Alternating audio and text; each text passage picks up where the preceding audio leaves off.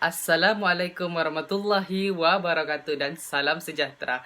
Hari ini kami akan membentangkan analisis jenis wacana dan gaya penulisan akademik bagi subjek GWP 1092 yaitu wacana penulisan. Ahli kumpulan saya terdiri daripada saya sendiri yakni Abdul Rasid bin Masri, Alfa Hamiza binti Munajar dan Siti Hajar binti Muhammad Rizwan. Dan pencara bagi subjek kami adalah Dr. Kamsiah Widayati Harun daripada Jabatan Perancangan Penyelidikan dan Inovasi. Sebelum memulakan ulasan, elok kiranya kita mengenal apakah itu definisi wacana. Yang pertama sekali, Kamus Dewan Bahasa pada 2008 menyatakan bahawa wacana merupakan keseluruhan tutur yang merupakan satu kesatuan, ucapan, pertuturan, atau percakapan. Dan menurut Asma Haji Omar pada tahun 1980, wacana ialah unit yang melebihi batasan ayat. Dan menurut Nik Safia Karim pada tahun 2003 pula, menyatakan bahawa wacana sebagai beberapa ayat yang membentuk kesatuan yang utuh dalam teks seperti rencana. Saya, Abdul Rasid bin Masri, akan membentangkan analisis jenis-jenis wacana dan gaya penulisan akademik bagi subjek GPP 1063, yang mana penulisan akademik yang akan saya ulas adalah kepunyaan Muhammad Adli Haikal bin Muhammad Fauzi dari kelas PPISMP BMSK 1. Baiklah, kita akan masuk kepada pengenalan dahulu. Pengenalan yang dihasilkan menunjukkan ciri wacana yang utuh, iaitu berdasarkan kriteria maklumat yang terkandung. Pengenalan dimulakan dengan konsep umum berkenaan profession dan kemudian disusuli dengan rujukan sebagai maklumat bagi menyokong dan menjadi kohensi atau pertautan kepada idea. Selain itu, takrif bagi profession, profesionalisme dan keguruan disusun mengikut turutan agar terlihatnya kesinambungan yang akan memudahkan pembaca untuk memahami pengertian setiap kata kunci yang terdapat dalam penulisan akademik tersebut. Dan sebagai contoh, menurut Kamus Dewan edisi keempat pada tahun 2007, perguruan dalam konteks pendidikan guru diartikan sebagai pengajaran. Misalnya, perguruan kepada guru pelatih, murid, dan sebagainya. Perkataan keguruan juga boleh diartikan sebagai perkara yang berkait dengan guru, yaitu yang berkait dengan peranan, tugas, dan kelaikan seorang guru. Namun, sebuah pengenalan itu haruslah tidak hanya terikat kepada pengertian dan konsep sahaja. Penulis juga seharusnya memberikan pandangan keseluruhan tentang tugasan penulisan berdasarkan pengetahuan sedia ada. Baiklah, sekarang kita akan ulas berkenaan elemen-elemen profesionalisme keguruan. Pada elemen profesionalisme keguruan, penulis memberikan 5 elemen, yaitu pengetahuan dan kemahiran, nilai dan etika, jati diri dan kenegaraan, sifat ketuhanan, dan unsur jasmani, rohani, emosi, dan intelek, imagery. Pada elemen pula, penulis lebih banyak masukkan maklumat baru yang berfungsi sebagai unsur koheren dan kohensi, serta meletakkan sedikit kesimpulan kecil pada setiap elemen. Baiklah, di sini kita boleh lihat penulis telah memasukkan keempat unsur keutuhan wacana, yaitu keutuhan semantik, leksikal, gramatikal, dan fonologi. Sebagai contoh keutuhan semantik yang pertama adalah hubungan sebab dan hasil. Sebagai contoh dalam penulisan, pengetahuan dan kemahiran yang wujud pada guru menjadikan mereka guru yang berkualiti. Dan contoh yang kedua, dengan adanya elemen ketuhanan, setiap orang akan menggunakan ajaran agama sebagai panduan untuk menjalani kehidupan yang aman dan tenteram. Itu adalah contoh keutuhan semantik yang terdapat pada penulisan akademik. Yang kedua pula adalah keutuhan leksikal. Contoh yang dimasukkan adalah jenis hiponim, yakni sebagai contoh kemahiran berkomunikasi, kemahiran kerja berpasukan, kemahiran menyelesaikan masalah, dan kemahiran mengadaptasi. Keempat kemahiran itu merupakan contoh hiponim. Dan contoh yang kedua pula adalah unsur jasmani, emosi, rohani, dan intelek. Itu juga adalah merupakan contoh hiponim. Dan seterusnya, sinonim juga terdapat pada penulisan akademik. Sebagai contoh, akhlak dan budi pekerti, minat dan cinta. Dan seterusnya, penulis juga memasukkan keutuhan gramatikal. Sebagai contoh, jenis yang pertama, kata rujukan. Yang mana, sebagai contoh, satu petikan saya ambil, sekiranya semua kemahiran dan pengetahuan ini dapat diturunkan kepada anak didik dan sebenarnya, maka kita dapat melahirkan generasi yang serba boleh. Maka di sini terdapat 2 kata rujukan. Sebenarnya banyak lagi, tapi saya ambil hanya beberapa contoh kata rujukan. Dan seterusnya, kata hubung yang berfungsi sebagai penambahan. di sini penulis telah memasukkan unsur kata hubungnya ini tamsilannya sebagai sebagai kesimpulan ayat.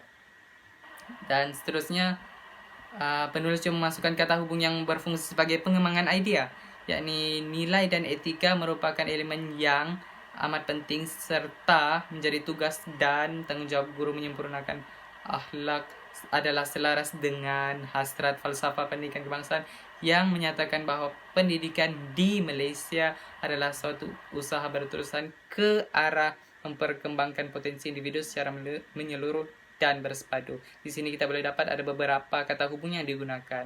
Dan seterusnya penulis juga memasukkan unsur penanda wacana, yaitu tamsilannya dan juga seterusnya.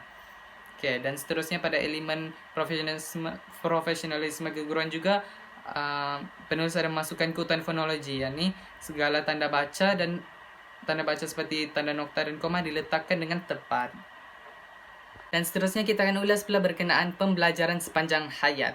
Pada bahagian pembelajaran sepanjang hayat, fakta dihuraikan dengan memberi pendefinisian, konsep yang disertai komponen pendidikan, proses dan kepentingan pembelajaran sepanjang hayat dengan ringkas dan padat. Ini menunjukkan kreativiti penulis dalam penulisan dengan menyatakan idea dan menunjukkan perkembangan idea logik dari satu isi ke satu isi dengan baik. Dan seterusnya kita akan ulas pula berkenaan kepentingan permuafakatan komuniti dalam pendidikan. Penulisan berkenaan kepentingan permuafakatan komuniti dalam pendidikan dalam pendidikan menunjukkan 5 pecahan fakta, yaitu menambah baik kemudahan pendidikan, menangani masalah disiplin murid, membantu mereka yang kurang bernasib baik, meningkatkan pembangunan profesionalisme guru, dan mewujudkan toleransi dan perpaduan. Dan di sini kita dapati ada 4 penulisan ini juga memenuhi 4 kriteria keutuhan wacana, yakni keutuhan semantik, leksikal, gramatikal, dan fonologi. Oke, sebagai contoh yang pertama, jenis keutuhan semantik, jenis yang digunakan adalah hubungan sebab dan hasil. Sebagai contoh, sokongan dan sumbangan keuangan daripada komuniti, terutamanya pihak swasta, akan dapat menambah baik kemudahan pendidikan. Kemudahan pendidikan ini amat perlu bagi membolehkan murid belajar dalam suasana yang kondusif dan memperoleh akses kepada pendidikan dengan lebih mudah. Ini merupakan contoh jenis hubungan sebab dan hasil. Dan hubungan sebab dan akibat pula adalah sekiranya persekitaran pembelajaran tidak kondusif, murid akan tidak bersemangat untuk belajar dan kurang menumpukan tumpuan di dalam kelas. Dan yang ketiga pula contoh keutuhan semantik adalah kolokasi, yakni keselesaan dapat digambarkan untuk menunjukkan persekitaran. Dan seterusnya terdapat juga keutuhan leksikal disertakan, yakni hiponim. Sebagai contoh, kemudahan seperti kemudahan prasarana, bahan batu belajar, kemudahan teknologi serta komputer, dan kemudahan pendidikan. Terdapat 4 kemudahan yang kita boleh lihat yang menunjukkan ciri-ciri hiponim. Dan seterusnya keutuhan gramatikal. Pada poin ini, kata hubung penambahan dimasukkan ke dalam penulisan akademik. Sebagai contoh, penggunaan seterusnya. Dan penulis juga memasukkan unsur penanda wacana seperti oleh itu, sebagai tamsilannya, seterusnya, dan hal ini dikatakan demikian kerana. Dan penulis juga memasukkan keutuhan fonologi sebagai contoh, tanda baca juga disusun dan digunakan dengan tepat sekali. Dan seterusnya kita akan ulas berkenaan isu dan cabaran profesionalisme keguruan.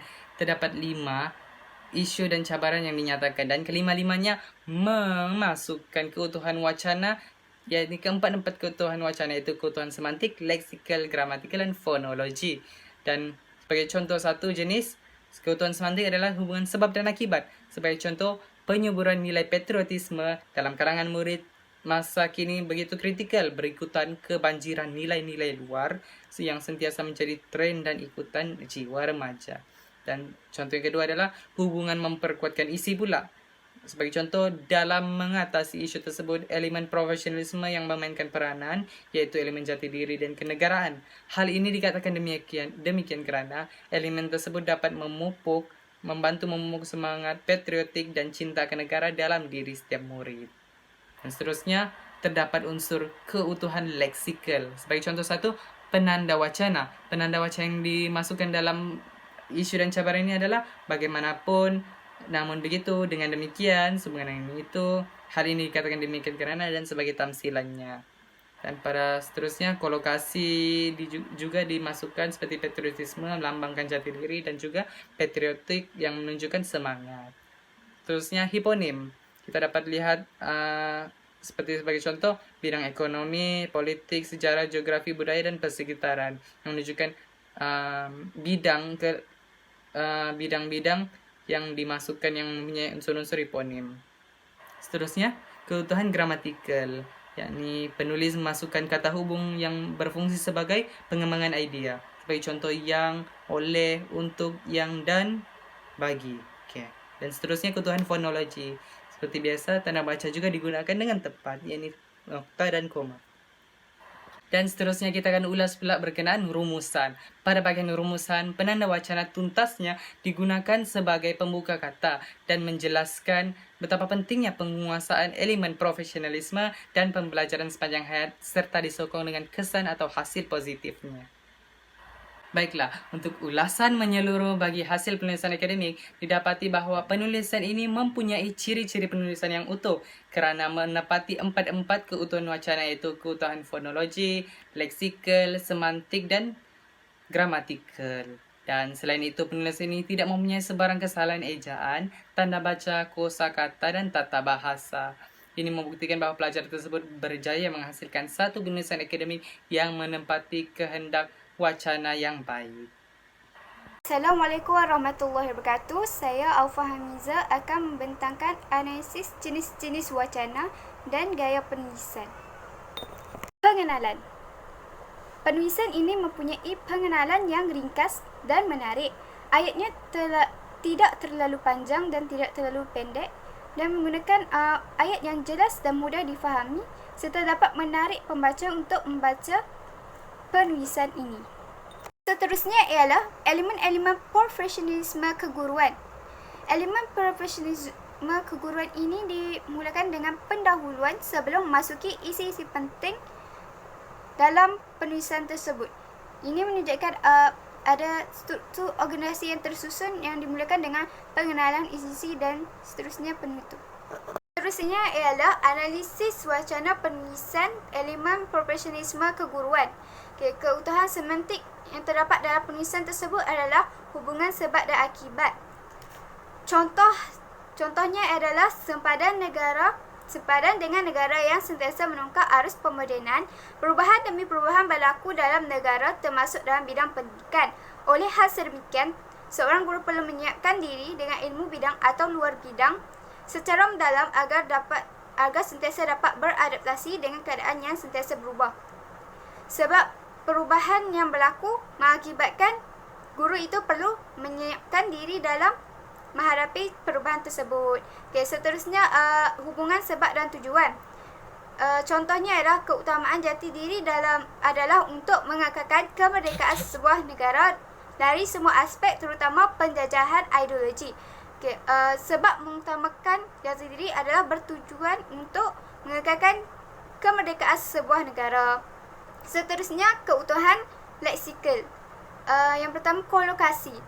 Contohnya adalah jati diri. Sebelum itu, kolokasi ini bermakna dua atau lebih perkataan yang merupakan perkataan tersendiri tetapi terkait antara satu sama lain. Contohnya adalah jati diri. Jati dan diri ini merupakan perkataan tersendiri tetapi dia terkait antara satu sama lain menjadi kolokasi yang dikenali sebagai kolokasi. Seterusnya, hiponim.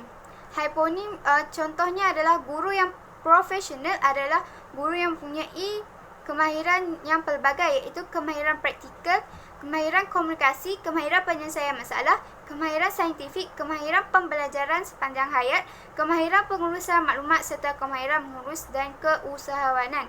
Hiponim ni kemahiran ni menunjukkan hiponim kerana hiponim adalah kata yang maknanya terangkum dengan makna kata yang lain.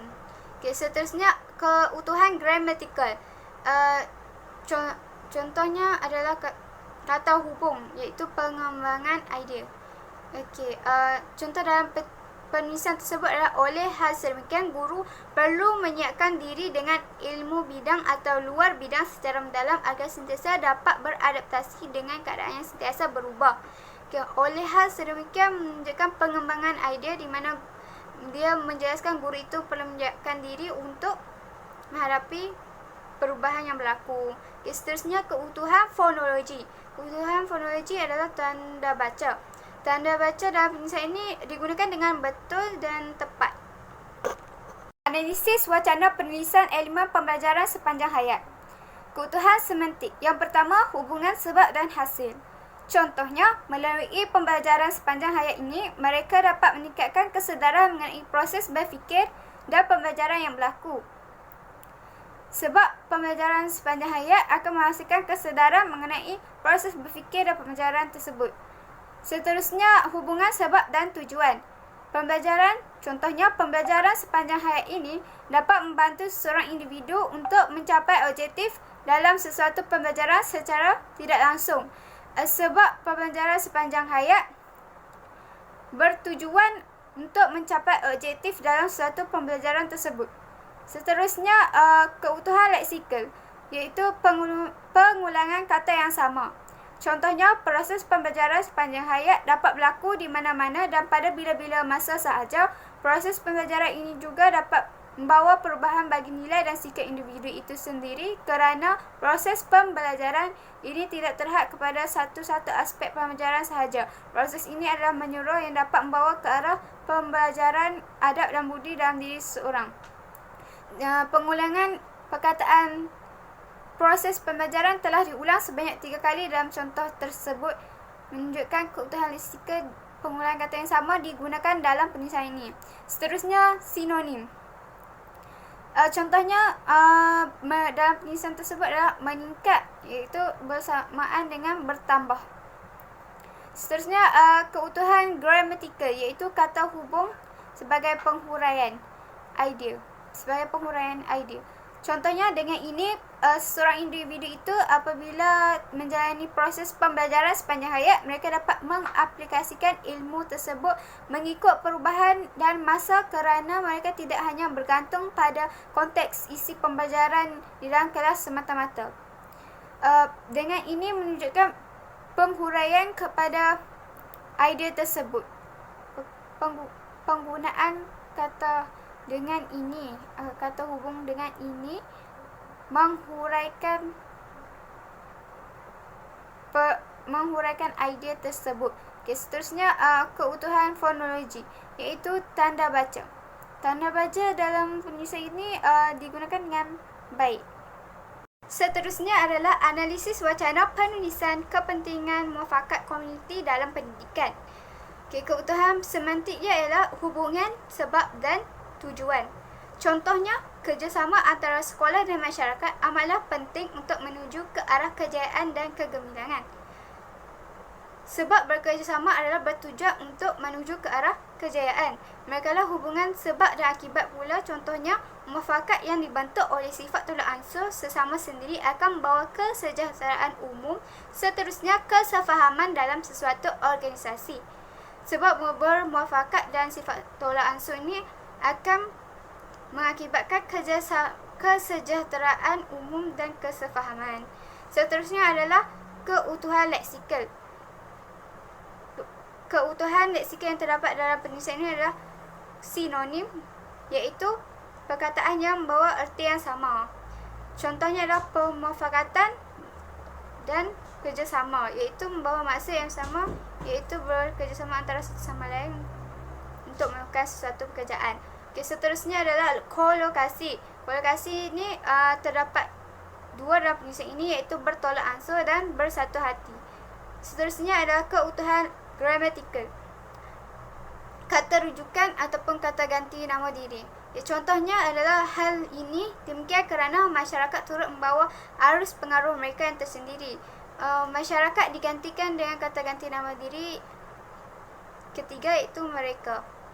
Seterusnya, keutuhan fonologi. Keutuhan fonologi iaitu tanda baca digunakan dengan betul dan tepat dalam penulisan ini. Analisis wacana penulisan cabaran dan isu profesionalisme keguruan. Keutuhan semantik yang terdapat dalam penulisan ini adalah hubungan syarat dan hasil. Contohnya, akan tetapi cabaran dan isu tersebut dapat diselesaikan apabila seseorang guru itu menguasai elemen-elemen profesionalisme keguruan yang tersenarai di atas. Syarat di sini, syaratnya adalah apabila guru itu menguasai elemen-elemen profesionalisme, maka hasilnya cabaran yang dihadapi akan dapat diselesaikan. Seterusnya, hubungan sebab dan akibat. Contohnya, hal ini demikian kerana kemahiran tersebut dapat membantu daripada wujudnya percanggahan kefahaman antara dua pihak yang terdiri daripada latar belakang yang berbeza, seperti mana mewujudkan perpaduan merupakan salah satu cabaran yang agak besar. Sebab percanggahan kesefahaman yang berlaku antara dua pihak akan mengakibatkan wujud cabaran untuk perpaduan berlaku, mengakibatkan perpaduan itu sukar dibentuk. Seterusnya adalah keutuhan leksikal, iaitu sinonim, iaitu yang bermaksud perkataan yang sama makna. Contohnya adalah mengajar dan mendidik. Seterusnya, keutuhan gramatikal, penggunaan kata hubung bagi penambahan idea. Contohnya, malah profesion keguruan juga tidak lepas dari bebanan tugas yang banyak dan memenatkan. Malah di sini menunjukkan pertambahan idea tentang guru mempunyai bebanan tugas yang banyak.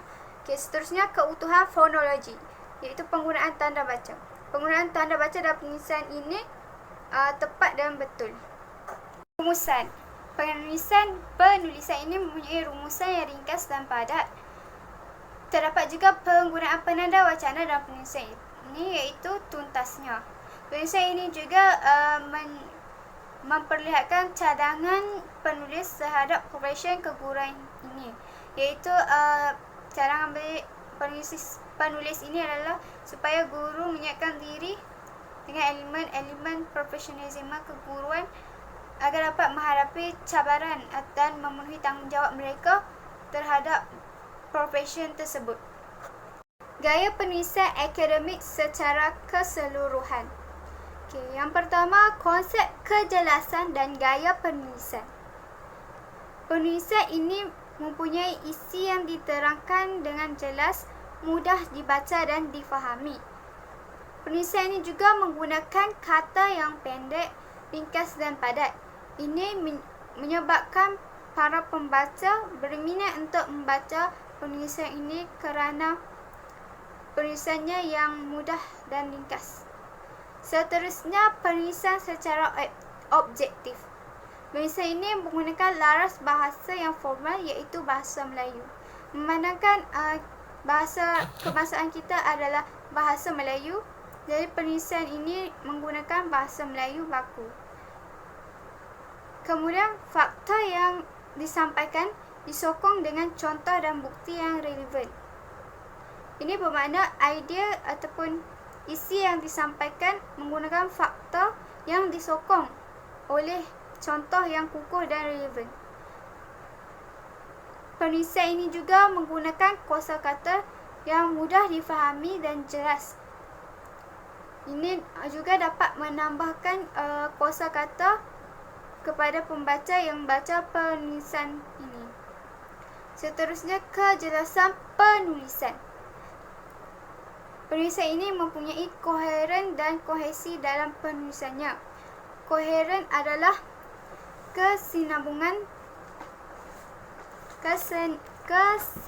kesinambungan ayat antara sebahagian ayat dengan ayat yang lain.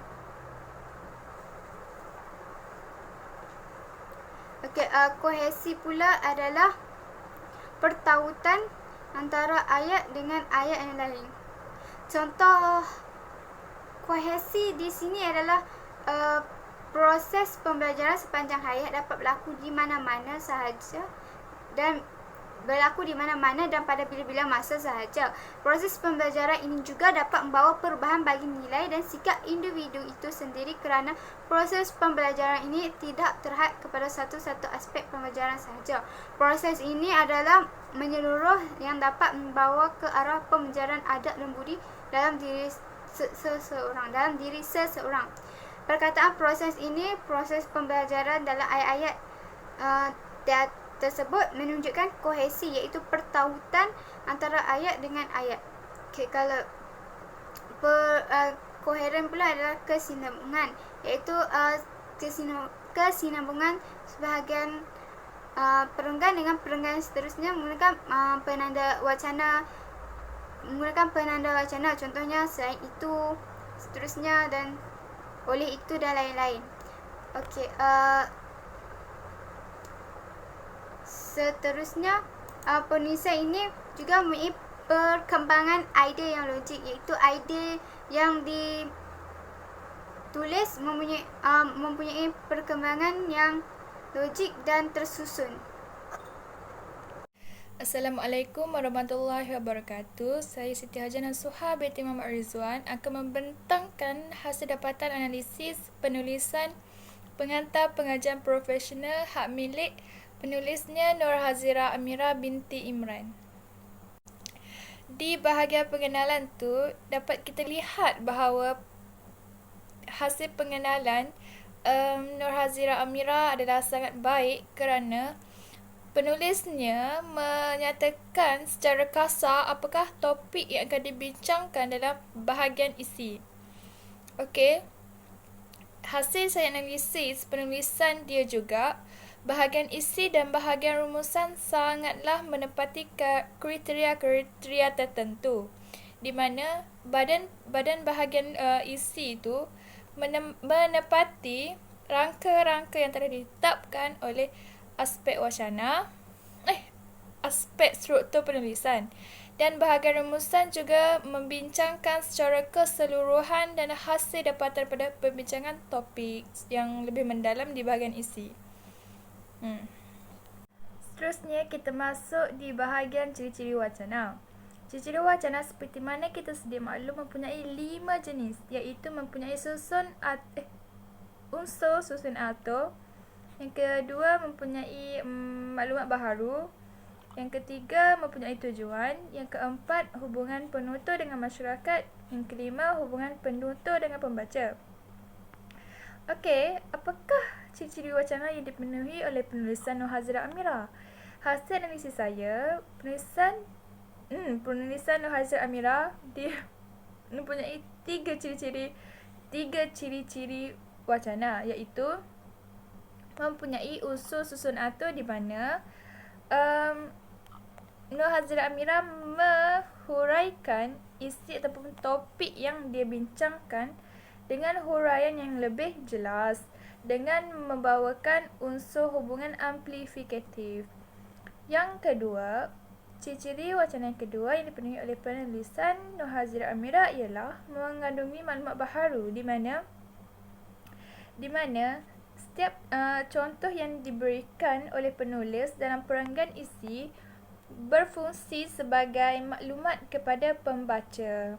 Dan yang ketiga, mempunyai tujuan. Bagaimanakah itu mempunyai tujuan? Nur Hazira Amira menggunakan ayat penyata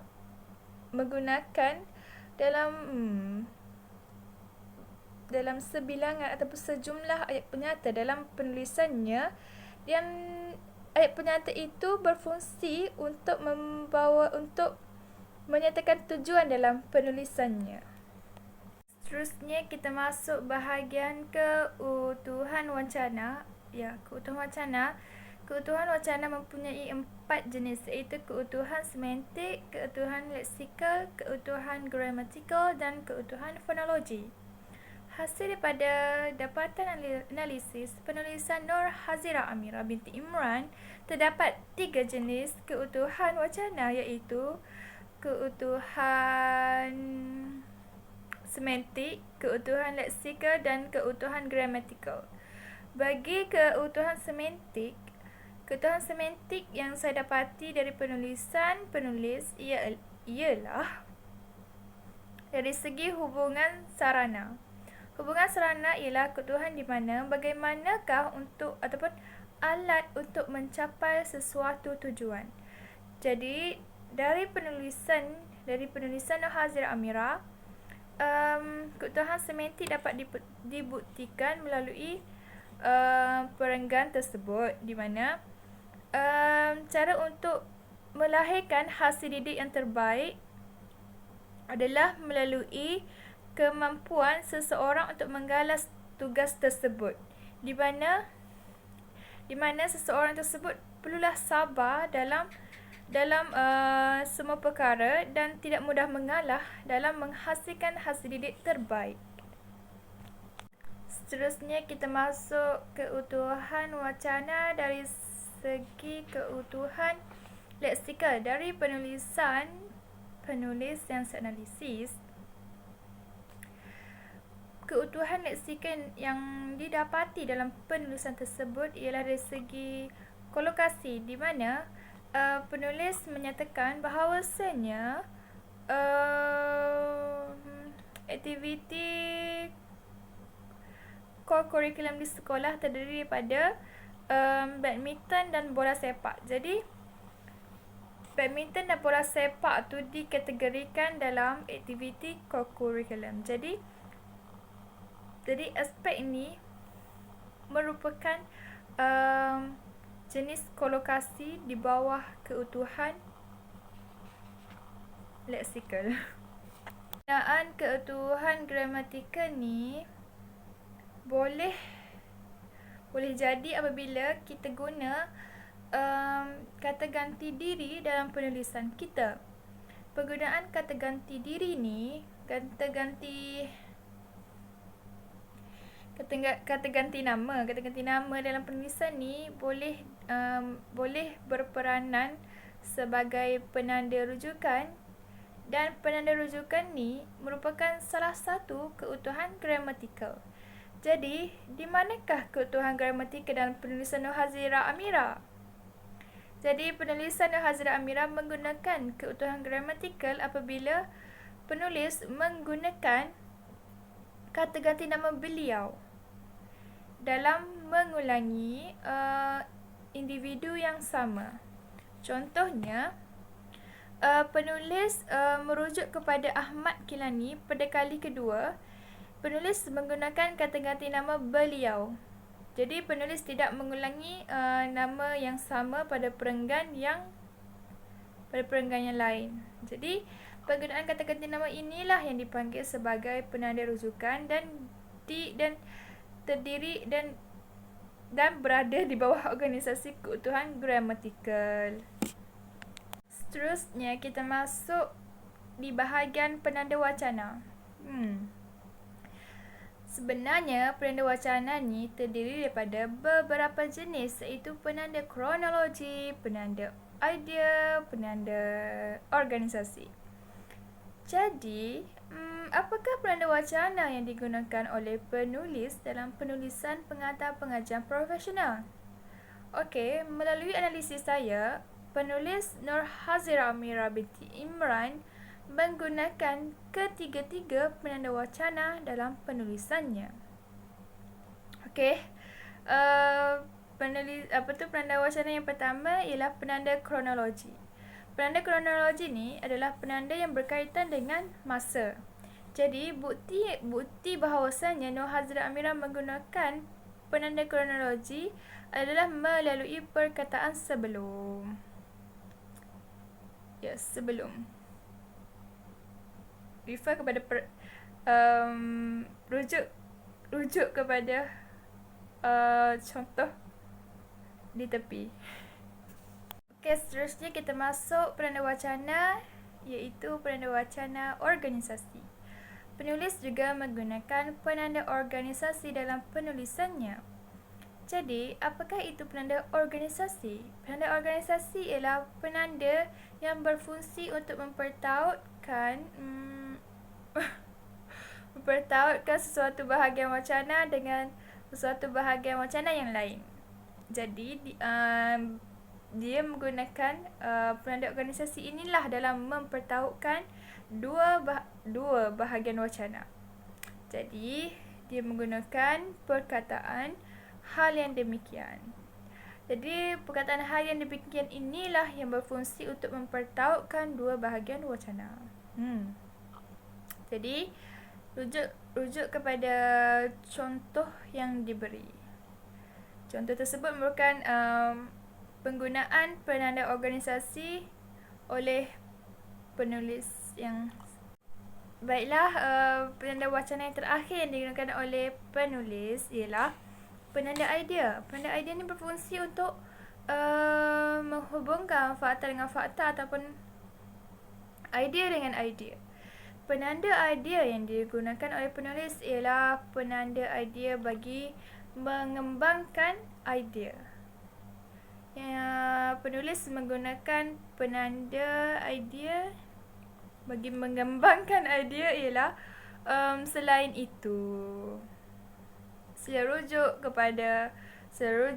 pada contoh di sebelah.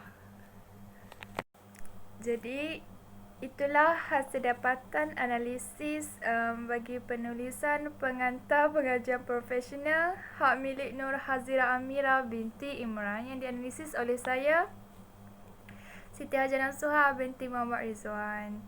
Secara keseluruhannya, penulisan yang dihasilkan oleh Nur Hazira Amira binti Imran adalah sangat baik kerana menepati kriteria-kriteria penulisan yang sebenar.